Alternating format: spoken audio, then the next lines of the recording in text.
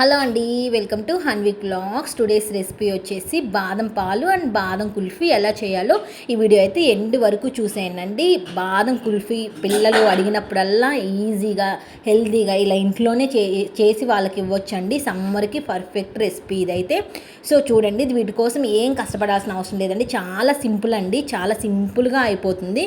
ఇది ఇంట్లోనే మంచిగా హెల్తీగా చేసి పిల్లలకి ఇస్తే వాళ్ళు కూడా ఇష్టంగా తింటారు, మనం కూడా తినొచ్చండి.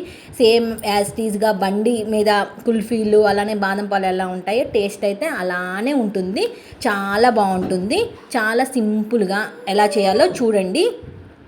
దీనికోసమని ముందుగా బాదం పప్పు నానబెట్టుకోవాలండి. ఒకవేళ బాదం పప్పు నానబెట్టుకోకపోతే ఇక్కడ ఇలా వీడియోలో చూపిస్తున్నాను కదా, వేడి నీళ్ళు తీసుకోండి, హాట్ వాటర్ తీసుకొని వాటిని మరిగిన తర్వాత 1 కప్పు బాదం పప్పు వేసుకోండి. బాదం పప్పు వేసుకొని వాటిని అయితే కొంచెం మరగనివ్వండి. మరిగిన తర్వాత పొట్టు అయితే ఈజీగా వస్తుందండి. అలా పొట్టు తీసుకోండి.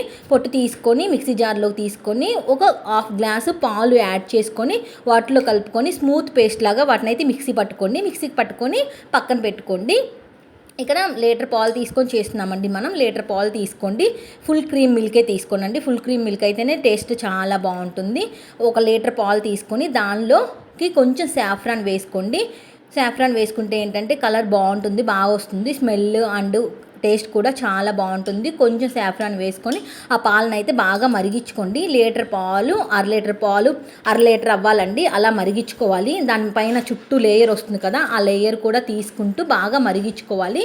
సో మనం ఏ కప్పుతో అయితే బాదం పప్పు తీసుకుంటామో అదే కప్పుతోటి 1 కప్పు షుగర్ తీసుకోండి. షుగర్ యాడ్ చేసి ఆ పాలన్నిటిని బాగా మరిగించుకోండి. చాలా మరగాలండి, బాగా మరగాలి. మరిగి క్రీమ్ వస్తుంది కదా, cream layer thick layer form అయ్యే వరకు ఆ పాలని బాగా మరిగించుకోవాలి. అప్పుడే అయితేనే బాదం పాలు అన్నది మనకి పర్ఫెక్ట్ టేస్ట్ వస్తుంది. మంచిగా బండి మీద ఎలా ఉంటాయో అలానే ఉంటాయి టేస్ట్.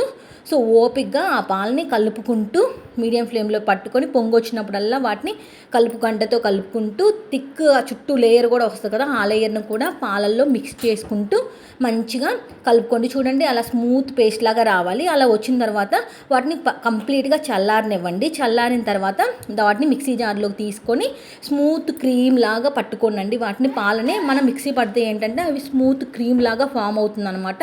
సో మిక్సీ పట్టుకోండి. అలా మిక్సీ పట్టుకొని పైన నురుజు ఉంది కదా, అలా నురుజు రావాలి. ఆ కన్సిస్టెన్సీ వచ్చే వరకు మిక్సీ పట్టుకొని ఇప్పుడు వాటినైతే ఒక 4 అవర్స్ డీప్ ఫ్రిడ్జ్లో పెట్టుకోండి. ఓకేనా. 4 అవర్స్ తర్వాత మళ్ళీ తీసి వాటిని మళ్ళీ మిక్సీ పట్టుకోండి. ఓకేనా. అలా పట్టుకోవడం వల్ల ఏంటంటే మనకి థిక్గా స్మూత్ పేస్ట్ లాగా ఫామ్ అవుతుందండి. ఆ మిల్క్ అన్నది టేస్ట్ అయితే చాలా బాగుంటుంది. సో 4 అవర్స్ తర్వాత తీసి మళ్ళీ మిక్సీ పట్టుకొని వాటిని అయితే కుల్ఫీ మౌల్డ్స్ ఉంటాయి కదా, కుల్ఫీ మౌల్డ్స్లోకి యాడ్ చేసుకోండి. కుల్ఫీ మౌల్డ్స్లోకి యాడ్ చేసుకోవచ్చు, లేదా డైరెక్ట్గా అలా డీప్ ఫ్రిడ్జ్లో అయినా పెట్టుకోవచ్చు. కుల్ఫీ మౌల్డ్స్లో యాడ్ చేసుకుంటే మాత్రం మినిమం ప్లాస్టిక్ అయితే 12 అవర్స్ ఉండాలండి. ప్లాస్టిక్ వాటిలో ఎక్కువ పడుతుంది. అదే అల్యూమినియం స్టీల్ అయితే 4 అవర్స్ 5 అవర్స్లో కుల్ఫీ అన్నది రెడీ అయిపోతుంది. కానీ ప్లాస్టిక్ వాటిలో ఏంటంటే 12 అవర్స్ ఉండాలి. అలానే ఈ బాదం పాలను కూడా 12 అవర్స్ ఫ్రిడ్జ్లో పెట్టుకోండి. 12 అవర్స్ ఫ్రిడ్జ్లో పెట్టుకున్న తర్వాత తీసి చల్లారనివ్వండి. కంప్లీట్గా చల్లారిన తర్వాత ఒక గ్లాస్లోకి తీసి తాగనండి. చాలా బాగుంటుంది. ఇక్కడ మేమైతే ఇలా గడ్డగా ఉన్నప్పుడే తిన్నామండి. చాలా బాగుంది, ఐస్ క్రీమ్ లాగా ఉంది. అలానే అవి కరిగిన తర్వాత అయితే టేస్ట్ అయితే ఎక్సలెంట్గా ఉందండి. మీరు కూడా ఒకసారి ఇలా ట్రై చేయండి. ట్రై చేసి ఎలా వచ్చిందో నాకైతే కమెంట్ చేయండి. ఈ వీడియో కనుక మీకు నచ్చినట్లయితే ప్లీజ్ లైక్ చేయండి, షేర్ చేయండి, అలానే సబ్స్క్రైబ్ చేయడం మాత్రం అస్సలు మర్చిపోకండి. Thank you for watching.